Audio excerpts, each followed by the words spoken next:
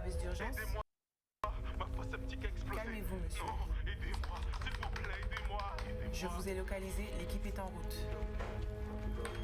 Leur métier, c'est aussi lutter tous les jours contre la pollution par les eaux usées. Et mais avec les nouveaux camions, nous travaillons de façon plus rapide et plus efficace. Caricera Assainissement. À l'unité 3, code 356. Un besoin, une urgence. Des experts sont là pour vous. Caricera Assainissement, des hommes, un service. Vélo Passion Caraïbes, Caricera Assainissement et Village Canada à Marie-Galante vous présentent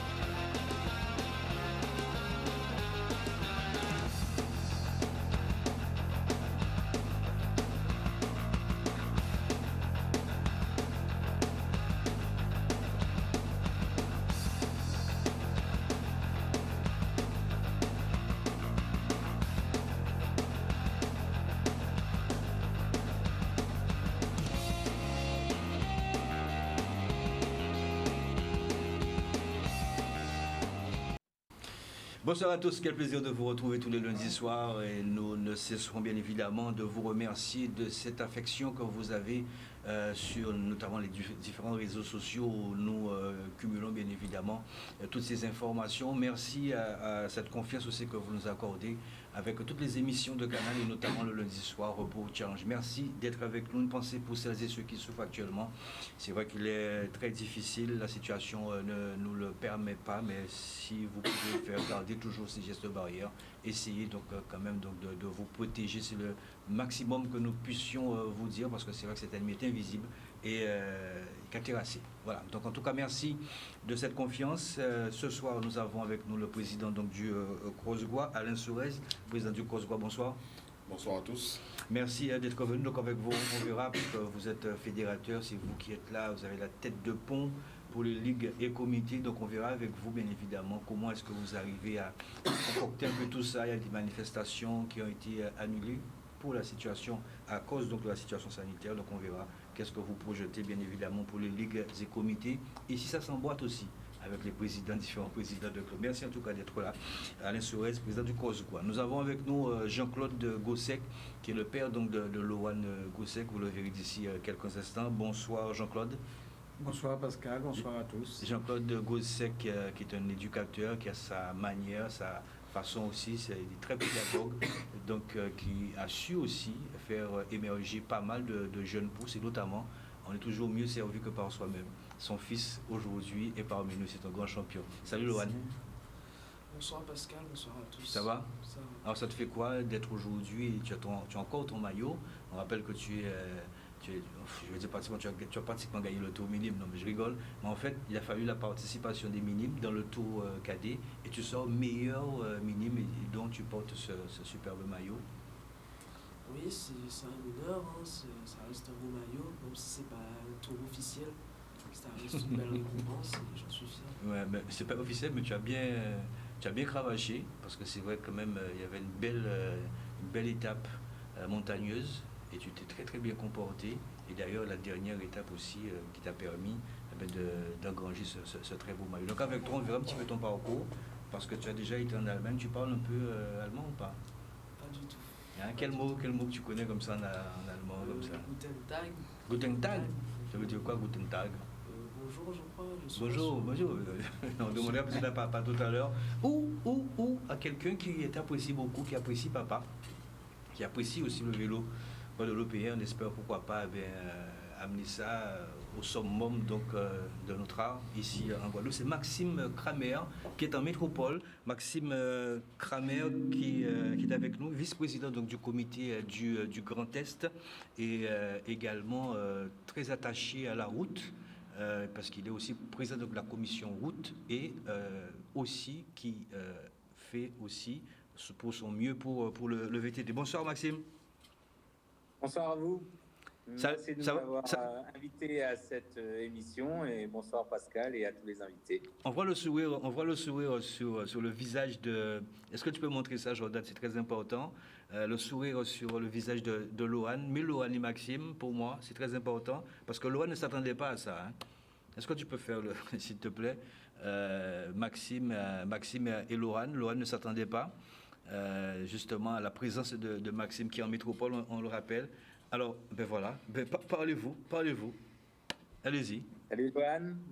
Déjà, je vais te souhaiter une bonne rentrée parce que c'est bientôt la rentrée et te reféliciter pour ton parcours. Donc, j'ai pu t'apercevoir chez nous et entre autres en Allemagne avec ton beau podium au niveau international. Et puis, tous ces entraînements ont été fructifiés par ta belle place à ce Tour de Guadeloupe.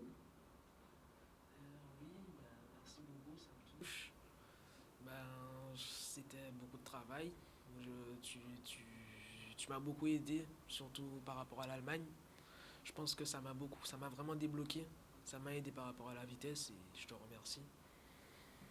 Avec plaisir, hein, c'est toujours un plaisir d'accueillir. Bon, après, j'ai beaucoup d'amitié pour ton papa qui a couru avec mon papa également. Et donc, c'est toujours un plaisir d'accueillir des coureurs de Guadeloupe chez nous en métropole.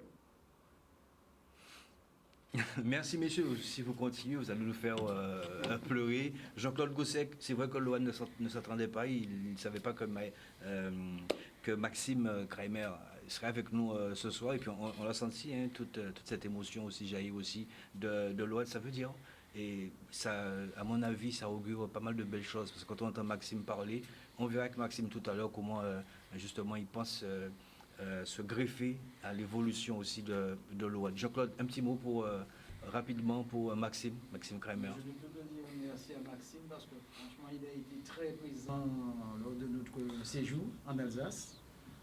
Surtout que j'ai vu Maxime, il était gamin, il avait 7-8 ans. Hein. Ouais. Quand je l'ai connu, je tenais encore la main et maintenant c'est lui qui m'a tenu la main pendant mon séjour. Et son papa était très, très présent aussi parce que c'était le mécano de Lohan pendant le séjour, changer tout ce qui était réglage vélo. Franchement, je dis aussi merci. Donc, ton papa, c'est Patrick. Merci aussi à Patrick. Alors, c'est vrai, juste pour rappeler pour celles et ceux qui nous regardent ce soir, les aficionados également, on rappelle que Lohan, il est minime, il évolue au sein de l'USL. Pendant la période, la triste période qui malheureusement continue, vous étiez parti, Jean-Claude, avec votre fils, avec Lohan.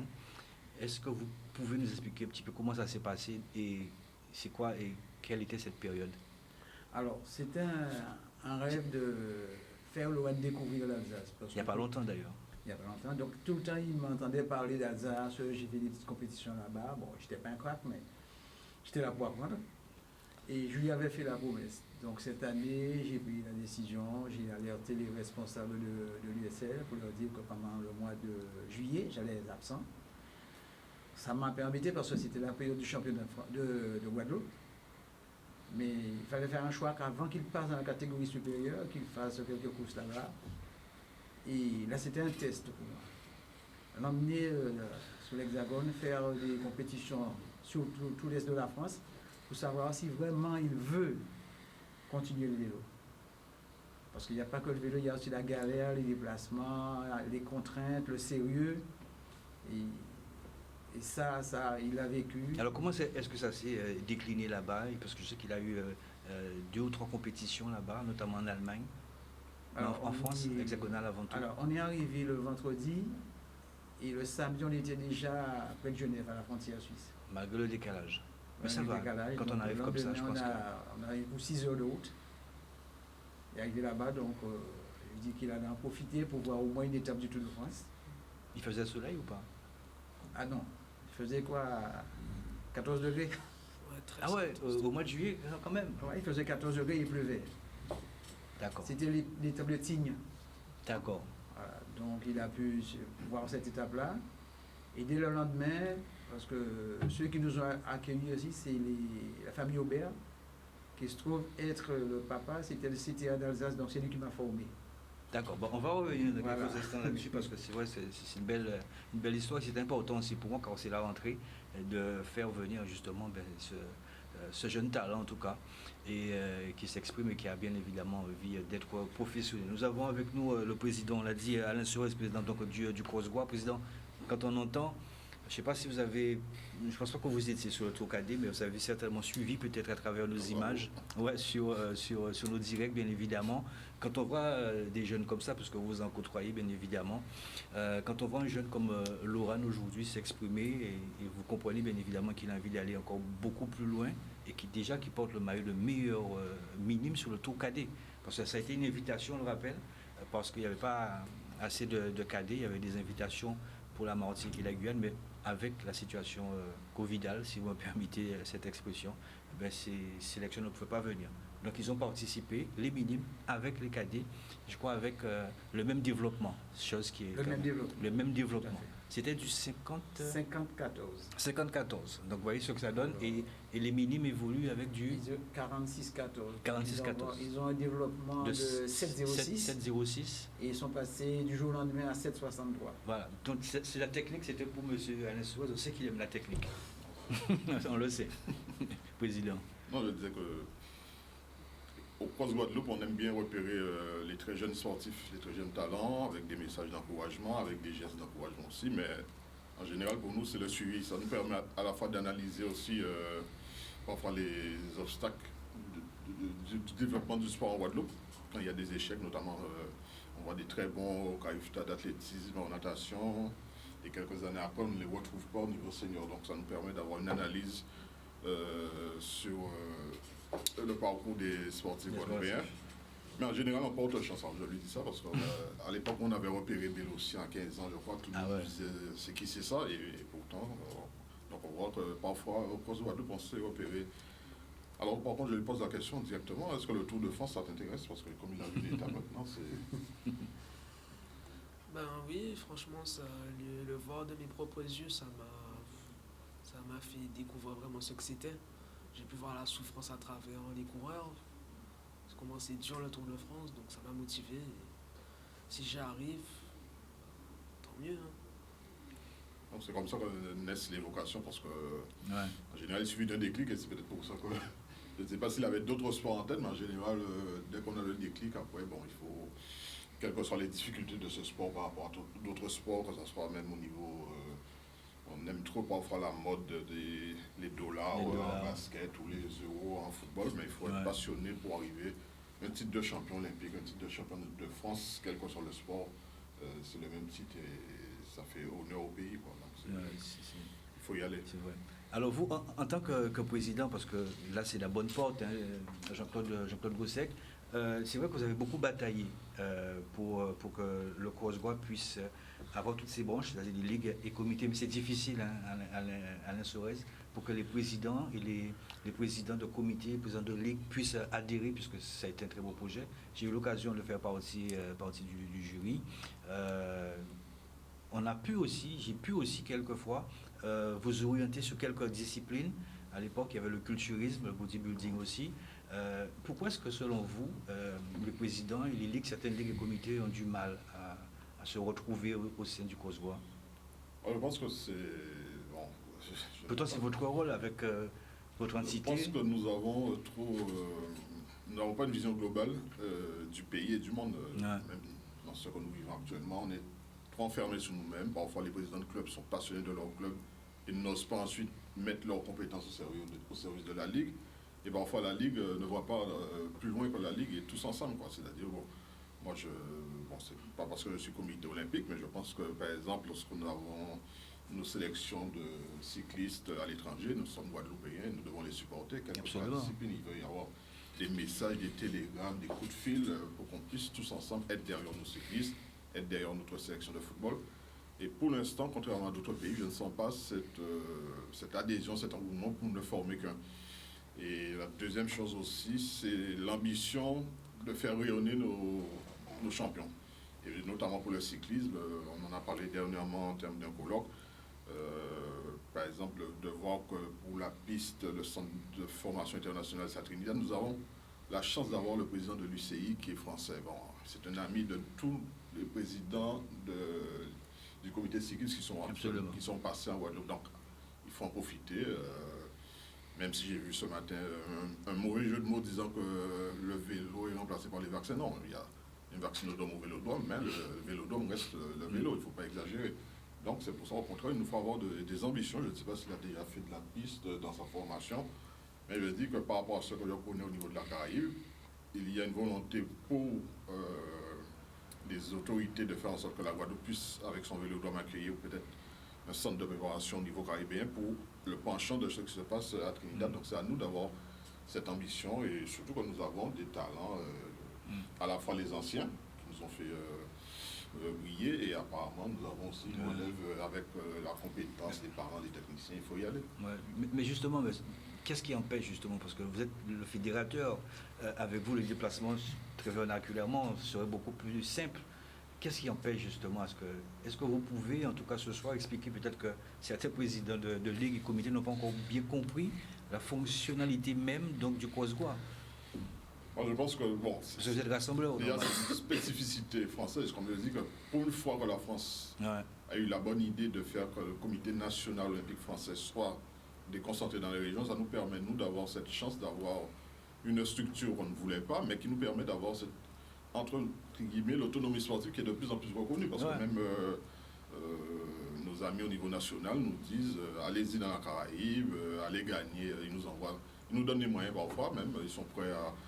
je sais par exemple la Fédération française de football qui aide la sélection de football à s'habiller. Nous, on a déjà eu l'autorisation du CNOSF qui nous permet de nous déplacer en comité olympique pour les Jeux, donc ils vont nous équiper. Il y a la compassie. Donc voilà, tout le monde nous dit d'y aller, et c'est parfois nous qu'on a parfois des freins, on a des réticences.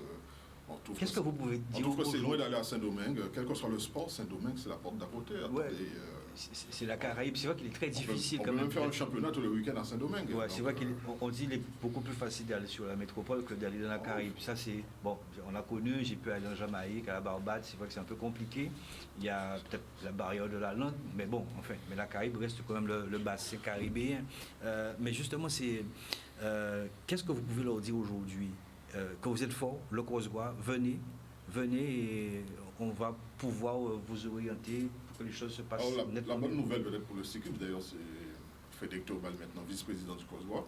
Donc c'est à la fois une nouvelle génération, parce que moi, je commence à... Sport olympique. Voilà, du sport olympique, mais il y a de nouveaux dirigeants, le cyclisme maintenant qui est vice-président du COSGOA. Donc c'est à eux maintenant de prendre cette relève et d'inspirer les autres. Nous avons eu beaucoup l'athlétisme qui est aussi vice-président maintenant du COSGOA. Donc voilà, nous avons mis en place une nouvelle génération, avec Pierre-Marie Hilliard, tout ça, qui vont porter un nouvel élan. Et moi, je serai là pour passer le relais. Et je pense que tout se met en place pour avoir une nouvelle vision du sport guadeloupéen. On met de côté toutes les polémiques. Il va courir contre un Allemand, il va courir contre un Cubain, il sera guadeloupéen, quelle que soit la couleur du maillot, même s'il est orange comme ça. Il n'y a pas de couleur, il y a la Guyane, il y a la Guadeloupe, et c'est pour ça que c'est le sport avant tout. C'est ce que le COSGOA souhaite, parce que nous sommes au-dessus de toute polémique politicienne, même si nous avons chacun des actions, nous sommes investis dans le monde politique, le monde syndical, etc. Mais quand c'est le sport, nous respectons les valeurs olympiques, les règles. Nous sommes disciplinés, nous appliquons les règles. Et nous, ce qui nous intéresse, c'est de faire briller la Guadeloupe par des victoires guadeloupéennes. La natation, le cyclisme, le football, si toutes ces sélections partent à l'extérieur, dans la Caraïbe ou dans l'Hexagone, ils vont porter la même couleur de maillot. Oui, je pense que nous avons décidé nous avons des couleurs privilégiées, nous avons aussi nos logos. La seule délibération que nous avons prise au cross, c'est de dire que les couleurs de la Guadeloupe sont le rouge, le vert, avec des parts apparemment jaunes. Comme ça, tout le monde sait que si possible, nous avons nos couleurs. Donc voilà, même lorsque la France nous envoie des équipements, ils ne nous envoient pas des équipements bleus. Donc c'est sûr que... Oui, c'est sûr. Voilà, donc tout le monde est informé, est au courant. Et d'ailleurs, le cyclisme on avait raté de peu le podium au dernier jeu de Barranquilla. Donc voilà, il faut avoir cette perspective. Alors si lui, il a 14 ans, 15 ans, il ne sera pas peut-être en âge pour 2023, mais bon, il y aura 2027, etc. Donc, on peut l'accompagner. Maxime Kramer, est avec nous, Maxime? Oui, je vous écoute. L'équivalent donc au niveau du Grand Est du Cross-Gois en Guadeloupe. Est-ce que vous êtes aussi imprégné aussi par cela du côté du Grand Est, Maxime? Oui, on a le cross également. Hein, dans chaque région, dans chaque ligue, c'est présent. Voilà, moi, par rapport à ça, j'ai mon président du comité régional qui est impliqué. Moi, je n'ai pas de fonction là-dedans actuellement. Donc, ouais, c'est vrai parce que là nous avons avec nous sur le plateau le président Alain Sorez qui dit effectivement que c'est une meilleure coulisse pour les ligues et comités et de l'entendre dire aussi que nous avons la possibilité de suivre des jeunes. Nous avons un jeune, enfin, qui n'est plus jeune, qui est maintenant déjà champion de France à plusieurs reprises, c'est Willem Bellossian. Quand on l'entend dire, parce que je crois qu'on l'avait récompensé sur le Lamentin aussi, Willem Bellossian, sa commune natale. C'est bien d'entendre qu'une pas une fédération, mais un fédérateur comme le Cross-Gois puisse donner son appui comme ça aux ligues et aux comités. Tout à fait, hein, en appui matériel ou même financier, c'est toujours important d'avoir des élus qui sont là pour apporter leur soutien aux ligues, et puis après ça se décline avec les clubs. Donc, et puis effectivement, la répercussion vont jusqu'aux jeunes pour les accompagner jusqu'aux prochains JO qui seront à Paris, ou même ceux d'après. Hein. Donc voilà. On les a tous les 4 ans, et je pense que pour n'importe quel athlète, les Jeux Olympiques, c'est le Graal. Donc, ça doit être un objectif pour chacun. Ouais, alors, très succinctement, puisque vous êtes dans le milieu, on sait qu'il y a forcément un peu d'amertume. Très succinctement, quand on entend la sortie complètement de l'équipe DN1 Pro Imo, ça touche quand même. Hein, ça touche, surtout que M. Roux a apporté pas mal de finances, et puis que là, il dit qu'il n'arrive pas à regrouper le million manquant pour pouvoir passer en continental, et qu'il arrête. Je veux dire, c'est un échec, je pense, global, puisqu'on perd quand même un donateur pour le cyclisme. Et du coup, avec des coureurs qui se retrouvent sans club l'année prochaine. Alors, dans le Grand Est, on sait que vous avez pas mal de champions, mais quand on a comme ça des graines de champions comme Lohan Goussek qui vient, qui gagne et qui repart, quel est votre sentiment là-dessus? Il est arrivé le vendredi, gagne le samedi. Le sentiment, c'est encourageant. Hein, je veux dire, après, on est content d'accueillir des jeunes, hein, surtout de l'outre-mer, qui puissent voir comment on court en métropole, parce que je pense que la façon de courir n'est pas la même. Je veux dire, qu'ils s'aguerrissent là-dedans, c'est bon pour l'avenir. Après, que lui, ça lui donne l'envie de continuer dans cette voie, c'est très important. Hein. Je veux dire, Mime, c'est très jeune encore dans le monde du vélo, mais en tout cas, ça doit l'encourager à continuer sur cette voie, puisqu'il est sur la bonne voie. Ouais, c'est vrai, quand vous dites que la façon de courir, c'est pas la même. C'est vrai que ça différencie bien évidemment de notre tactique de course, la façon dont on évolue ici en Guadeloupe. Et du côté donc de métropole, un peu ailleurs, c'est plutôt formalisé sur l'équipe. Si c'est une course sur le plat, on se focalise sur un coureur. La Guadeloupe, c'est un peu différent, c'est vrai, mais ça n'empêche pas que vous appréciez bien évidemment notre façon de courir. Oui, non, mais tout à fait. Hein, je veux dire, ça donne des qualités différentes. Ouais. Il a pu le voir par lui-même. Hein, il a pu courir des courses en France qui sont encore différentes qu'en Allemagne.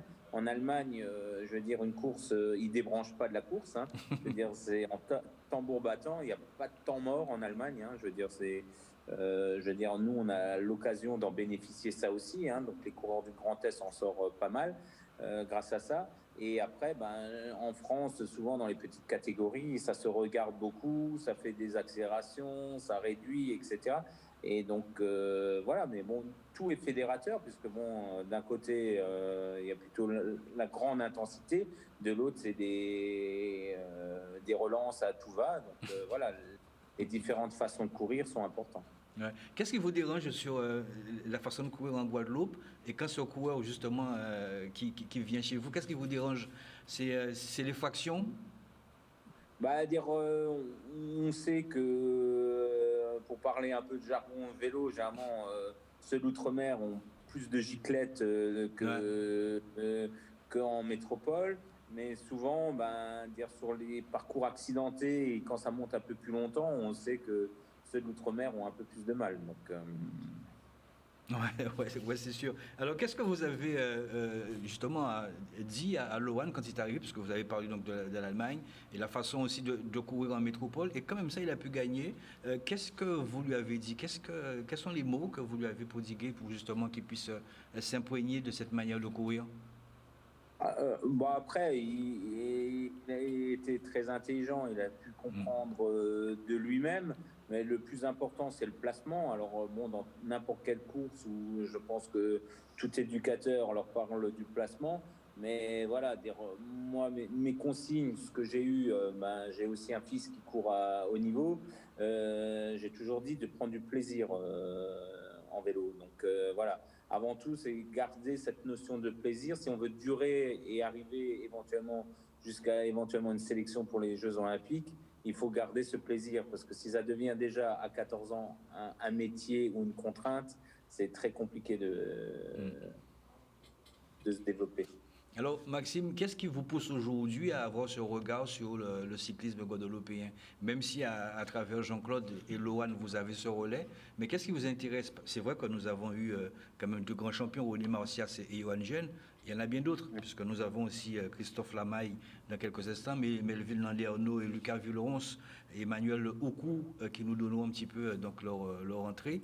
Qu'est-ce qui aujourd'hui vous pousse à venir et vous étendre sur le cyclisme guadeloupéen? Alors, moi, je le regardais déjà auparavant, différent, mais surtout, c'est Jean-Claude, quand il s'est rapproché de moi au courant de l'année, pour dire qu'il allait venir en métropole et de faire. Donc, on a bien discuté ensemble et il y a vraiment quelque chose à faire avec des ententes et des échanges, parce que nous, on a gagné grâce à vous et inversement. Et donc, de parfaire avec des échanges, puisqu'on a quelques jeunes au club également qui seraient peut-être intéressés à venir sur un Tour de Guadeloupe cadet ou junior. D'accord, très bien. Donc, vous vous occupez aussi du VTT aussi? Vous avez de grandes ambitions aussi pour le VTT? Après, en termes de mission, je n'ai pas beaucoup en VTT. Je suis que arbitre en VTT, mais dans le club, on a pas mal de VTTistes et donc même plusieurs sélectionnés au fameux trophée de France du jeune VTTiste. Voilà, le VTT est une discipline, je veux dire maintenant, pour parler des Belges ou des Néerlandais avec Van Der Poel, il touche à tout, au VTT, à la route, au cyclocross. On voit bien que d'être pluridisciplinaire, c'est vraiment un plus, donc je ne vais pas oublier la piste aussi parce qu'elle est très pourvoyeur de médailles au cyclisme français et on est vachement attaché là-dessus, et donc ceux qui sont un peu moins à l'aise avec le VTT ou cyclocross ont la piste pour se développer en parallèle de la route. Mais le point commun de toutes ces disciplines reste la route. Très bien. Les capacités, vous avez vu Lohan, peut-être le séjour a été trop court pour lui. Ses capacités, qu'est-ce qu'il doit améliorer? C'est vrai qu'il est encore jeune, c'est sûr. Qu'est-ce qu'il doit encore améliorer? Ça, c'est la première question. Et la deuxième question, quand vous avez su qu'il devait participer aussi à ce tour cadet, est-ce que vous y avez adhéré tout de suite ou pas? Oui, Jean-Claude m'avait demandé ce que j'en pensais par rapport à ce que j'avais vu sur les performances de Lohan.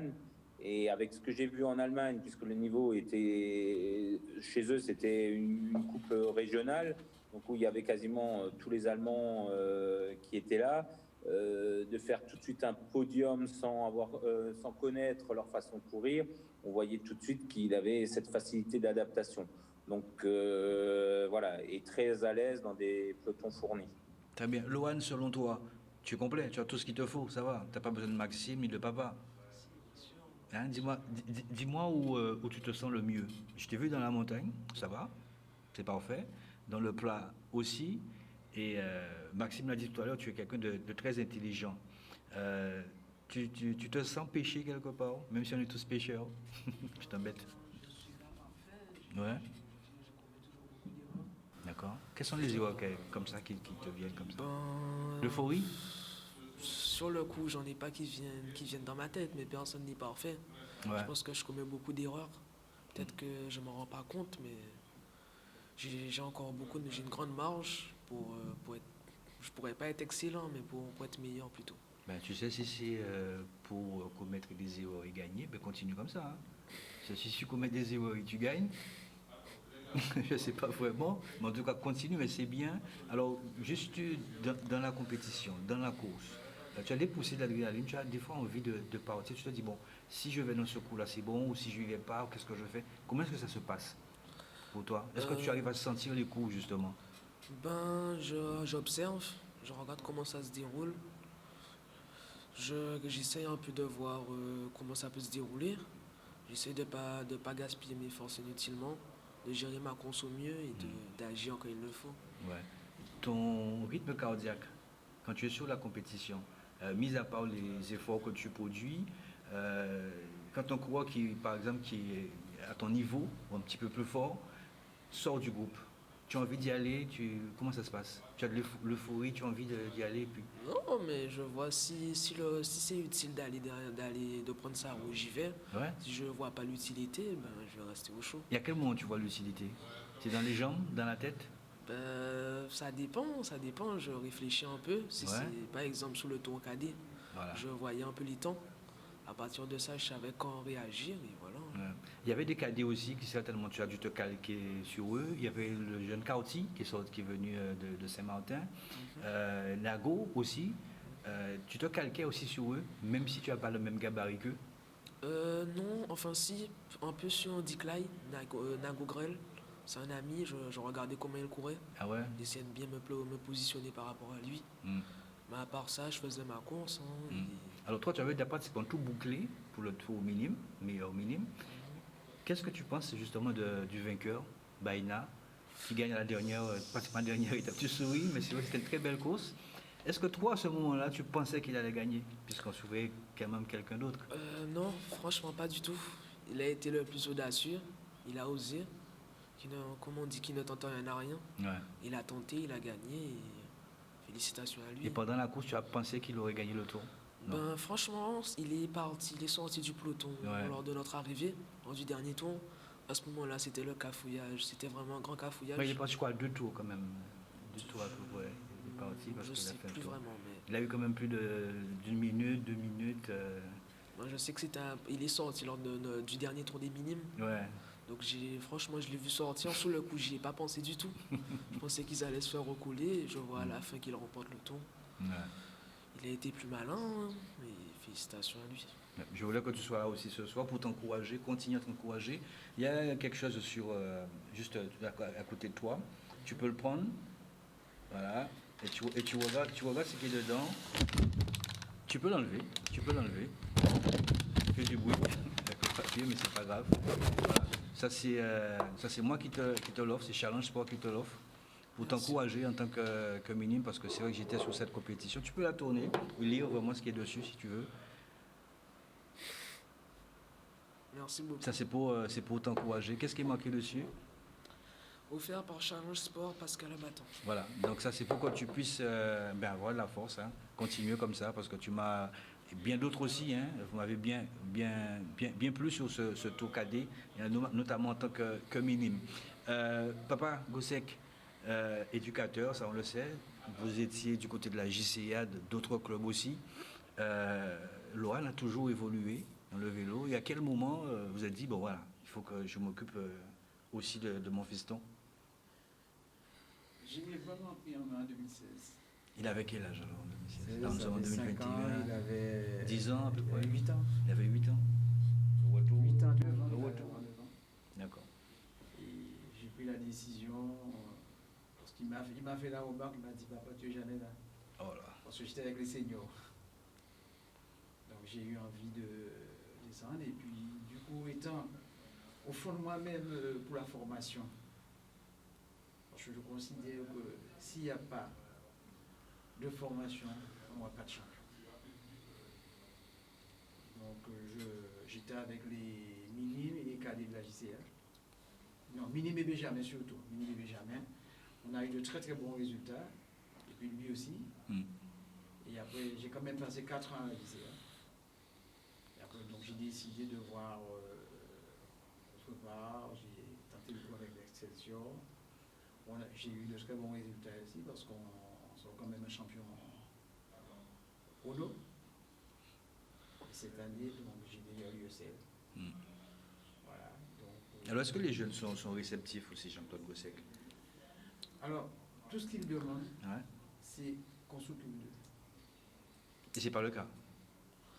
Je pense qu'il n'y a pas suffisamment de dialogue. Ils se considèrent des frères délaissés. Donc, si bien qu'il y a pas mal qui m'appellent pour me demander des petits conseils. Et moi, je travaille en guadeloupéen. Je suis abinien. J'ai passé pratiquement une grande partie de ma vie en Alsace. À Saint-Martin, j'ai relancé le vélo. J'habite le Rosier. Donc les encadrants ne sont pas assez formés, puisqu'on demande Je ne peux pas dire qu'ils soient pas des encadrants formés pour la pédagogie. C'est une question de fibre. On aime la jeunesse ou on ne l'aime pas. Il faut savoir lorsqu'on est dans un club ce qu'on veut faire. Est-ce qu'on veut se retrouver dans une voiture sur le tour de la Guadeloupe, se faire remarquer, ou être vraiment caché derrière et faire sortir des pépites? Alors, selon vous, qu'est-ce qu'il faut exactement pour être un bon, je sais pas, un bon formateur? Former les enfants. Ouais. Mais il faut être formé déjà pour pouvoir les former. Non? Non, mais la formation, je pense que on a un souci de formation, effectivement. Oui. C'est un peu partout. Hein. On l'a vu dans le basket aussi. On a vu comment.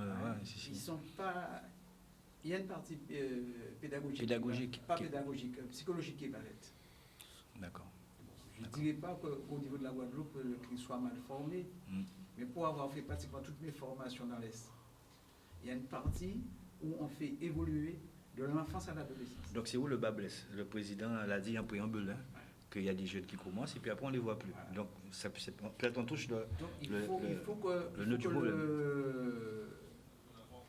l'encadrant essaie de comprendre les enfants, qu'il échange avec eux. Ce n'est pas souvent le cas. Parce qu'un enfant, c'est quoi?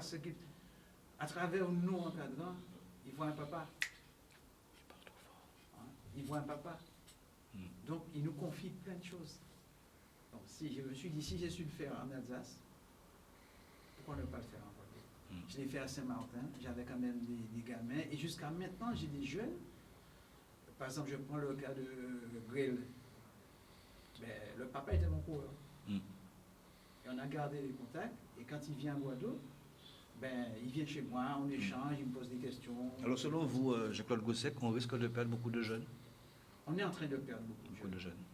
On perd beaucoup de jeunes parce que j'ai essayé de faire une petite enquête sur les 10 dernières années pour savoir exactement où ça pêchait, dans quelle catégorie. Je n'ai trouvé personne capable de me donner les chiffres. Parce qu'il faut avoir les chiffres en même pour travailler. Donc si on sait que en 2005, après un événement malheureux, j'ai organisé quand même une course à Petit Bourg. En minime cadet, j'avais 160 coureurs. Et on arrive maintenant, s'il faut mettre tous les coureurs ensemble, on peut avoir quoi? 70.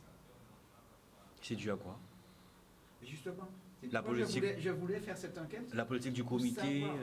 Non, on ne peut pas dire que ce soit le comité. On ne peut pas dire, mais pourquoi? Parce que les gens ont tendance à dire, mon fils, il a eu le bac, il faut qu'il arrête le sport. Voilà. D'accord. Donc je crois que c'est là qu'il y a le souci. Pourquoi ne pas travailler l'école et le sport? Parce que le sport, c'est un exutoire. Il y a le CREPS, mais c'est vrai qu'on ne peut pas tous accéder au CREPS. Le président Alain Soez. Même à la maison, je pense qu'il y a un travail à faire. Et je crois M. Soez ici présent. Non, dans son discours, il disait que, bon, alors déjà, lui, il a eu la chance d'être à l'est de la France, qui n'est peut-être pas la France, donc il était peut-être plus proche de cette culture allemande. Et de plus en plus, maintenant, les Français sont en train de changer un peu de culture sportive et de façon de faire, ce qui donne de bons résultats parfois dans certaines disciplines en France. Parce que là, il y a une révolution.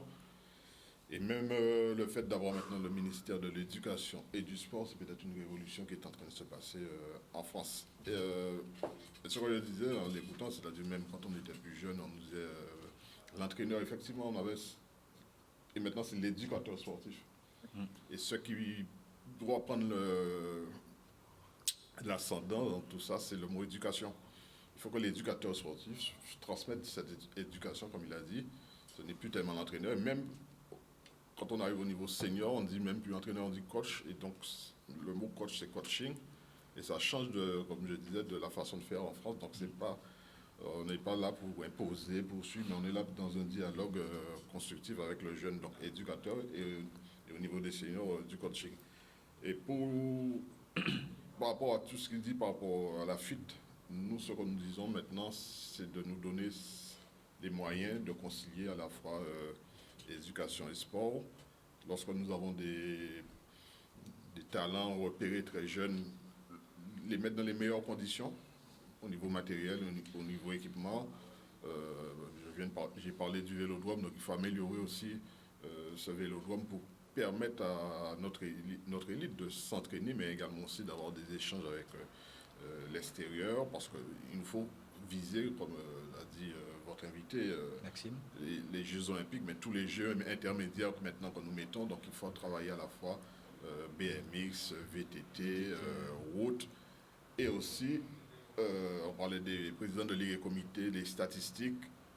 Moi, je le fais pendant ce confinement, j'ai eu des chiffres, notamment sur la baisse des licences, mais analyser discipline par discipline ce qu'on appelle la pyramide. Et comme il dit, la personne qui est présidente d'une ligue et qui voit que le nombre de licenciés jeunes diminue, tirez la sonnette d'alarme, allez-y, faites des campagnes. Mais si on n'a pas ces chiffres, ces statistiques, on reste simplement à présider à des réunions et la réalité nous échappe. Donc on ne peut pas, c'est comme la petite fuite d'eau dans la maison. À un certain moment, après 12 mois de facture, on ne se rend pas compte qu'il y a un problème. Donc non, il faut arrêter la fuite d'eau, il faut prendre les mesures qui s'imposent. Et notamment, moi je suis un peu pessimiste par rapport à la pyramide, effectivement par rapport à ce qu'il dit. Et c'est pour ça que j'ai toujours demandé à nos autorités de faire en sorte que le CREPS, ce qu'ils font, investir dans le CREPS avec de bons équipements, rénover le vélodrome avec de bons équipements, mais également aussi lorsqu'on construit le lycée de Bainbridge, notre campus universitaire à Fouillol. On a déjà trop souvent débattu que ça manque d'infrastructures sportives pour que après le bac, que nos étudiants puissent rester à Fouillol et quelle que soit la discipline, puissent continuer à exercer en Guadeloupe. Très bien, restez avec nous, nous sommes pratiquement dans cette deuxième partie. Nous avons des jeunes aussi qui sont en métropole. Il y a le jeune Christopher Lamaille que j'ai eu l'occasion de recevoir ici même, qui a signé dans une formation Cambodia Cycling pour pouvoir évoluer aussi à tout ce qui est continental. Mais bon, c'est vrai que là, c'est un petit peu compliqué. Mais il a souhaité être avec nous ce soir. Il n'y a pas que lui, vous verrez. Mais Christopher Lamaille, je salue son père. C'est du côté de la métropole. Je vous propose d'écouter Christopher Lamaille. C'est très, très court, mais il salue aussi l'entrée pour Lohan et pour vous aussi. On écoute Christopher Lamaille. Bonjour Canal 10, bonjour Challenge, bonjour Pascal. Alors pour ma part, les choses suivent leur cours.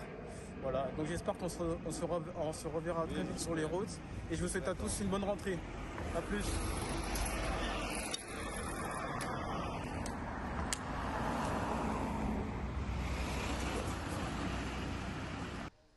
Voilà, donc Christopher Lamaille qui, on verra, pour la saison prochaine, ou quel maillot qu'il portera. En tout cas, on remercie Christopher Lamaille et son père.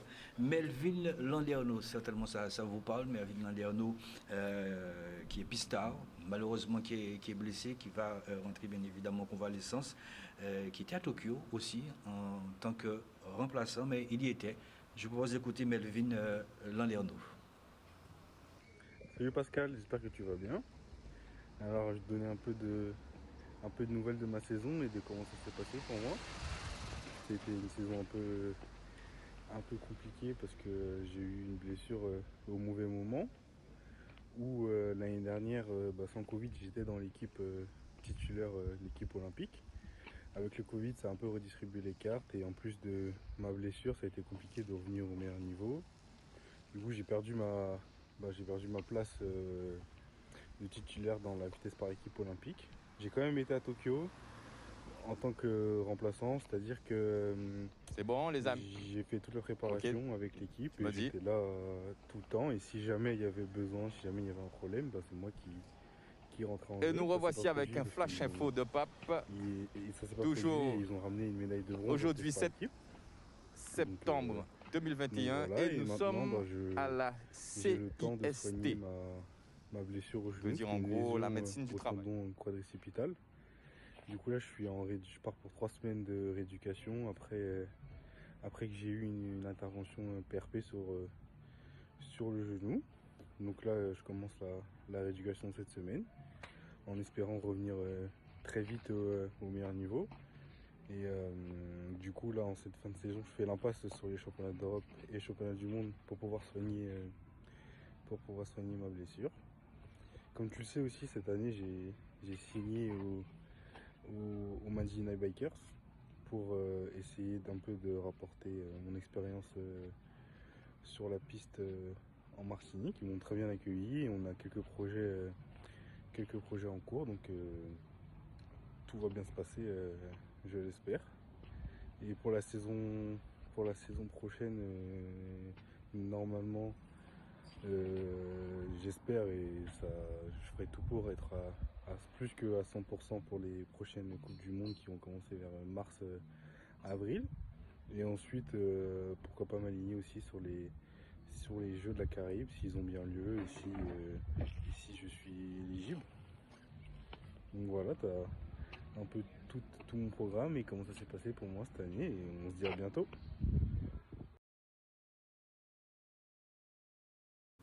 Merci Melvin Landeno. Vous voyez, c'est un petit peu l'ADN de Challenge, prendre aussi le pouls de ce qui se passe du côté de la métropole. Nous avons des jeunes qui sont partis et qui réussissent. Et ça, c'est ce que nous avons besoin aussi. Lucas Villeron, c'est à peine 2 ans qu'il il a pris tout simplement. Il a été donc du côté de métropole, Lucas Villeron. Il est sorti champion d'Occitanie. Je vous propose de l'écouter.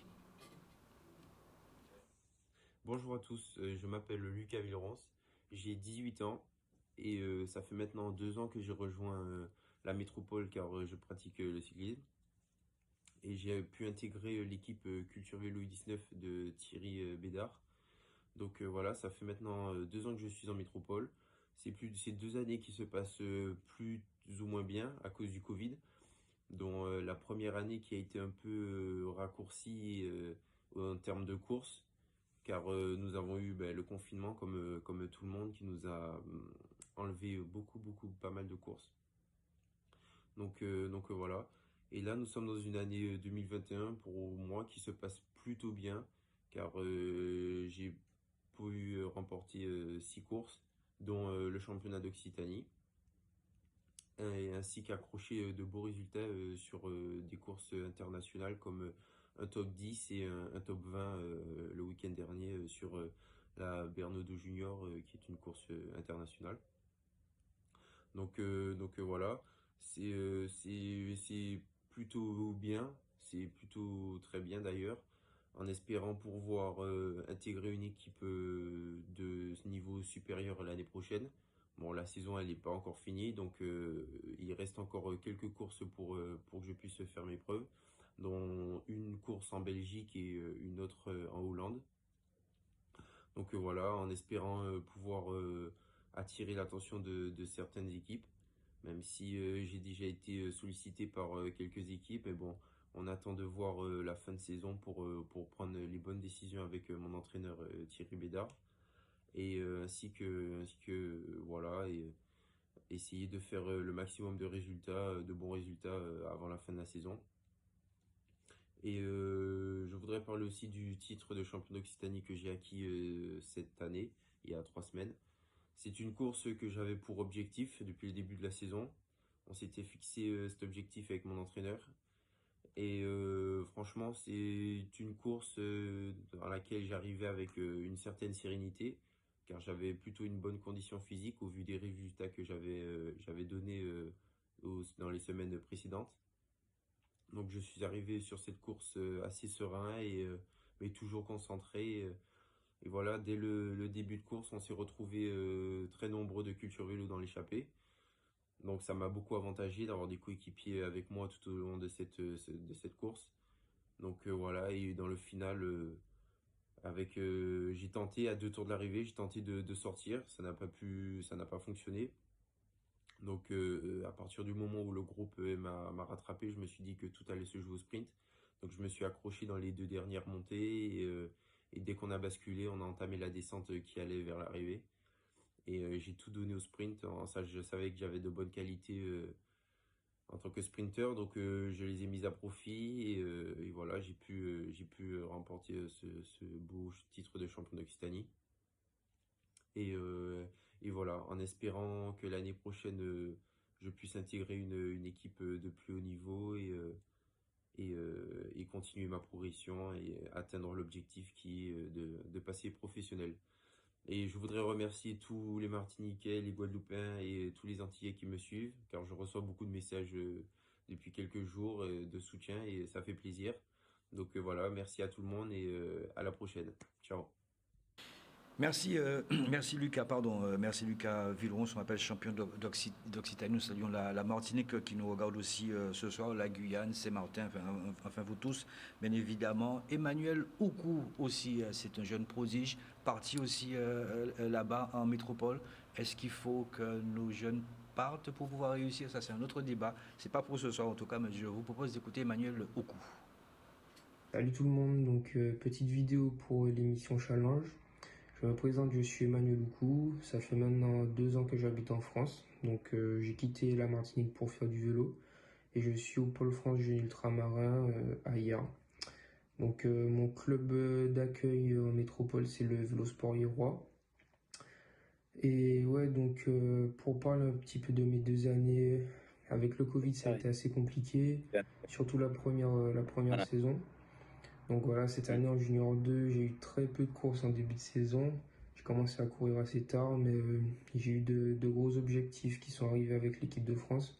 Donc ça m'a permis de rester motivé, de goûter le niveau international sur la piste. Et donc voilà, ça fait plaisir. Là, je reviens des championnats du monde en Égypte.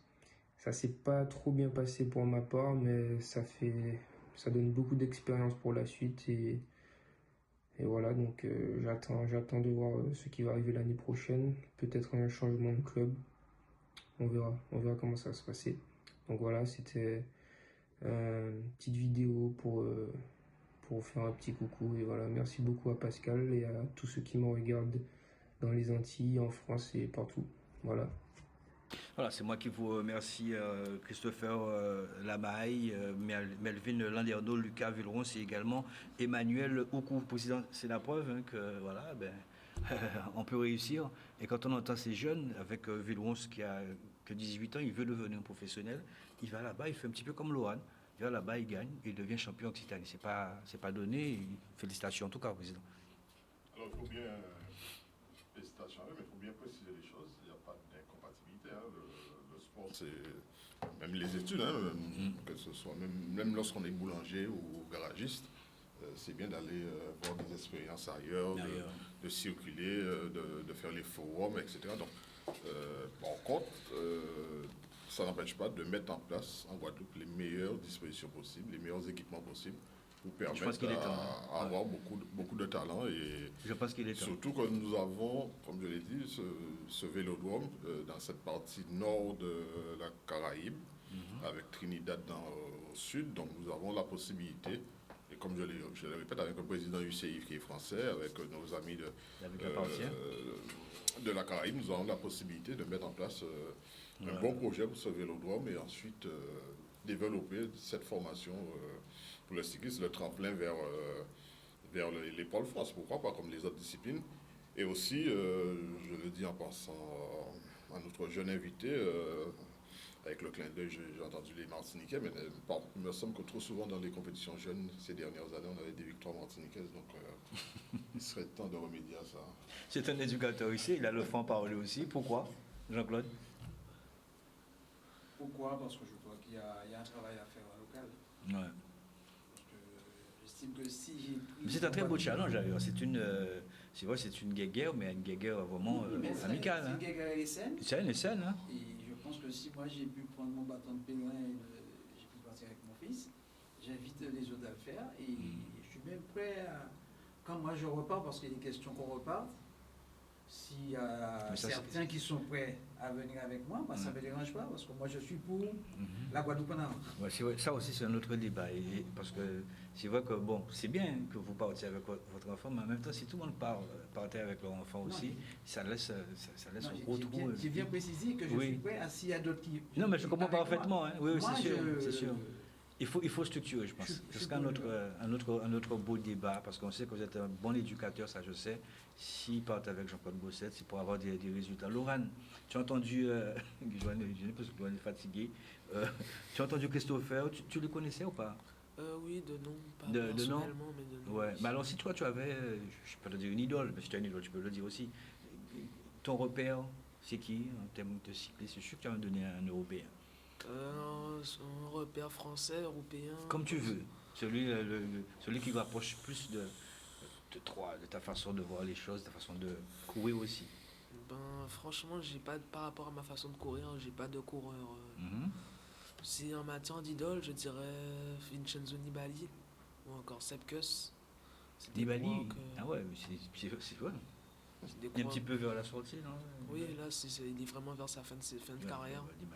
Il est de plus en plus absent. Il y a Sepp Kuss, lui, c'est... Sepp Kuss, lui, il est en train de monter. D'accord. À mes yeux, Sepp Kuss, c'est un très bon coéquipier. Nibali, il a fait son temps. Il n'a plus rien à prouver. Mais c'est déjà bien quand même que tu puisses parler de Nibali. Hein. C'est vrai, tu as bien suivi quand même Vincenzo Nibali. C'est quand même bien. Et il y a Primož Roglič, non, pas du tout. Et en Guadeloupe? Si, j'apprécie un peu.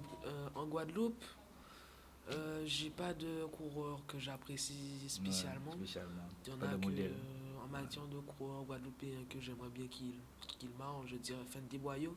Ah, Fendi. Franchement, je l'apprécie beaucoup. L'apprécie, ouais. Voilà. Ouais, c'est bien. Fendi Boyo, tempérament aussi, coureur de l'USL aussi. Voilà, donc on salue Fendi. Eh bien, on arrive au terme donc, de l'émission, mais il y a cette deuxième et dernière partie aussi. Ce sont les citations.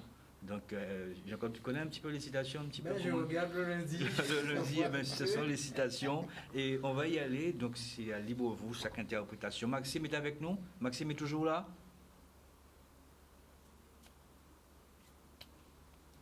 Maxime Kramer. Oui, Maxime est là. Ça va, Maxime? Oui, très bien, très bien. Très bien, mais reste avec nous, si on peut le mettre en fenêtre aussi, c'est bien, voilà, comme ça il va se sentir avec nous, chez nous, à la maison. Dès que tu le mets, allez, les citations, on part pour les citations, allez, c'est parti, on y va. C'est la petite thérapie du lundi soir. Alors, on regarde bien les images, ça je pense que ça ressemble beaucoup à Yann. Ça doit être comme ça, Yann, tu dois être chez toi, Yann. Tu peux avouer, hein, Yann.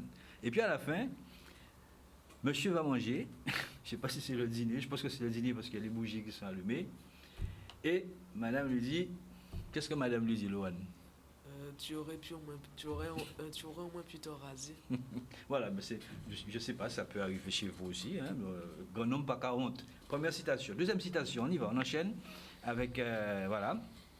Alors, d'après les psychologues, si deux ex arrivent à rester amis, c'est soit qu'ils sont encore amoureux, soit qu'ils ne l'ont jamais été. Jean-Claude, rapide. Ça me tombe dessus. Hein? Ben oui. Alors, Jean-Claude, très succinctement. Si deux ex arrivent à rester amis, ils sont encore amoureux, je pense qu'ils n'ont jamais été ex. Très bien. Président.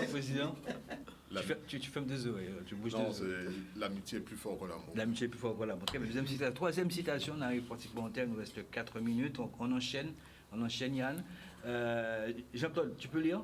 Mon amour, je t'aime tellement que si on me demande de choisir entre toi et un voyage, je vais penser à toi tout au long du voyage. Donc c'est clair, hein, ça. On a bien compris. Loana, il est en train de mourir de rire là. On enchaîne Yann. Voilà. Monsieur Sorès.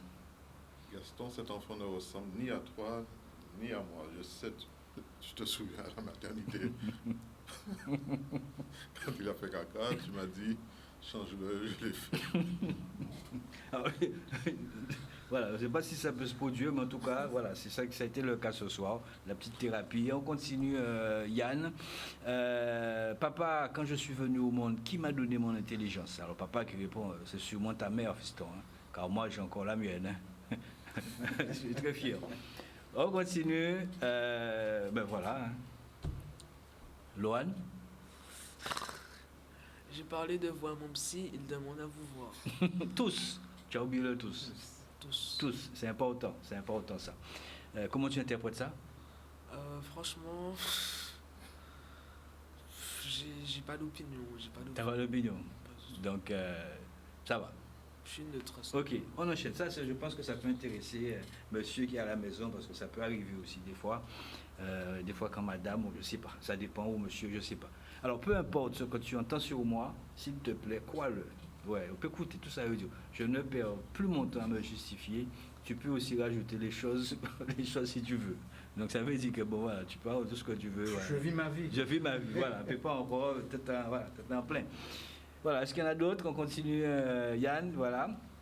Alors ça aussi, on a eu l'occasion d'avoir Michela Rosamond ici sur le plateau. Vous avez perdu un proche atteint de Covid. J'organise pour vous un soin collectif gratuit. C'est le mercredi 15 septembre à 19h30. Commencez à vous libérer de votre chagrin. Gardez un souvenir apaisé et apaisant de l'être aimé. Compte tenu donc des restrictions, le soin se fera en visioconférence. Ainsi, nous pourrons nous voir et échanger. Je peux donc vous garantir de l'efficacité malgré la distance. Les psycho-énergétique, voilà, elle travaille un petit peu sur tout ce qui est énergie. C'est quand même une dame assez formidable et qui a donné quand même pas mal de bons conseils ici. Voilà, on continue parce qu'il y en a d'autres, le meilleur est toujours pour la fin. Lohan. Oui. Tu connais? C'est Popeye? Oui, Popeye. C'est Popeye. T'es sûr que c'est Popeye? Non. Lucky Luke, non. D'accord. Je pense que tu es fatigué, on va te laisser, on va te libérer. Alain Sorel, ça vous inspire quoi, Lucky Luke? Non, pour lui, je lui dis, maintenant c'est plus possible parce qu'ils ont interdit la publicité sur le tabac. Donc maintenant, Lucky Luke n'a plus de cigarettes. Il n'y a plus de cigarettes, voilà, c'est ça. Donc on enlève entre ça. les anciens Lucky Luke, les nouveaux Lucky Luke. Voilà, c'est parfait. On enchaîne, voilà. Jean-Claude? Merde, encore une émission culinaire. Font chier à la fin. Tu regardes le micro, Robert? C'est madame qui regarde le micro. Je crois que c'était la dernière citation, c'est ça, Jordan? Pas Jordan, Yann. Merci beaucoup pour ces citations. Maxime Kramer va faire la synthèse de tout ce qu'il a vu. Maxime, la synthèse des citations? Ouais, des citations, je vais la laisser à d'autres qui sont plus penseurs que moi. Voilà, moi je vais vous remercier de m'avoir invité. Et puis je souhaite le meilleur à Lohan et à tout le monde. Et puis à bientôt. D'accord, parfait. Merci beaucoup Maxime. Merci aussi pour l'aide que vous avez apportée. Et puis nous aurons l'occasion, on va se revoir bien évidemment, puisqu'il y a aussi cette continuité aussi qui doit se faire. Merci Jean-Claude, merci Lohan. La rentrée pour toi, on sait que c'est dans la semaine. C'est bon, distanciel, c'est ça? Non, c'est en présentiel. En présentiel, c'est bien. Donc, voilà. Non, pas au Krebs. Ouais, c'est au collège. Au collège, l'année 3e. Quel collège? Massabielle à Pointe-à-Pitre. Ah, mais c'est bien ça. C'est bien. Eh ben, on te souhaite une bonne rentrée, d'accord, et puis continue comme ça, puisqu'il faut surtout allier les études aussi avec le sport. C'est très important. Merci Jean-Claude Boussec. Un mot de la fin? Rapidement. Je dirais... rapidement, parce que... beaucoup de courage à tous ceux qui ont perdu des parents. Très bien. Parce qu'on est en train de passer un moment très difficile. Et j'espère que ce Covid va nous laisser tranquilles. On l'espère aussi. On permettra de vivre d'une manière beaucoup plus... avec plus de relâche. On va revenir, parce qu'il y a un deuxième débat encore. Alain Sorez, mot de la fin. Content, parce que d'avoir été avec lui comme invité, ça nous donne encore plus de motivation pour travailler. Je dis à tous les sportifs guadeloupéens que nous sommes en train de travailler pour mettre en place, que ce soit les accompagnements financiers, toutes les mesures nécessaires pour une bonne reprise sportive, peut-être décalée par rapport à la métropole, mais l'aide de 50 € pour les licences, le financement des clubs et la reprise de l'activité avec passe sanitaire, sans passe sanitaire, mais on fera tout pour qu'il y ait une bonne reprise des activités sportives. C'est vrai que vous avez parlé donc de ce pass 50 €, mais je ne pense pas que toutes les associations y adhèrent, je ne pense pas encore. Oui, je pense qu'il faut qu'ils mettent en place, petit à petit, on va mettre en place la communication nécessaire, mais d'ores et déjà, les licences, les familles ont reçu les courriers. Oui, donc, ça y est, mais les clubs, il y a 33 000, donc imaginez que si les 33 000 courriers pouvaient se transformer en licence, ça nous ferait un Mais il y a des clubs qui, pour l'instant, ne fonctionnent pas comme ça. Voilà. Il y a des clubs comme ça. Mais les familles peuvent aller avec ce courrier, 50 €, comme ça, si la licence c'est 100 € ou 200 €, ils ont une réduction sur ce prix pris en charge par l'État. Donc je pense qu'il faut y aller petit à petit, on verra d'ici octobre jusqu'à novembre aussi. Il faudrait qu'on se revoie peut-être pour une émission un peu plus longue, voir un petit peu aussi comment les présidents réagissent aussi donc, au comité et ligue à votre invitation, notamment au sein du COSGOA. Merci en tout cas d'être venu. Nous saluons la Martinique, la Guyane, Saint-Martin, vous aussi qui nous regardez régulièrement encore une nouvelle fois. Force et courage pour tout ça qui a souffert en silence, parce que c'est vrai que c'est très difficile. Il n'y a pas aussi que la Covid, il y a aussi ce délicieux poison qu'est le sucre. Faites donc attention, parce que c'est vrai, quand on reste comme ça chez soi, on a tendance à exagérer un petit peu sur le sucre. Il faut faire attention à ça aussi. Voilà, merci à vous, merci à Yann pour la réalisation technique de ce soir. Passez un excellent début de semaine et à très bientôt. Ciao, ciao.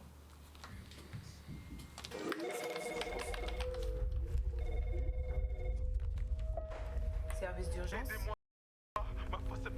Calmez-vous, monsieur. Je vous ai localisé, l'équipe est en route. Leur métier, c'est aussi lutter tous les jours contre la pollution par les eaux usées. Mais avec les nouveaux camions, nous travaillons de façon plus rapide et plus efficace. À l'unité 3, code 356. Un besoin, une urgence. Des experts sont là pour vous. Karukera Assainissement, des hommes, un service.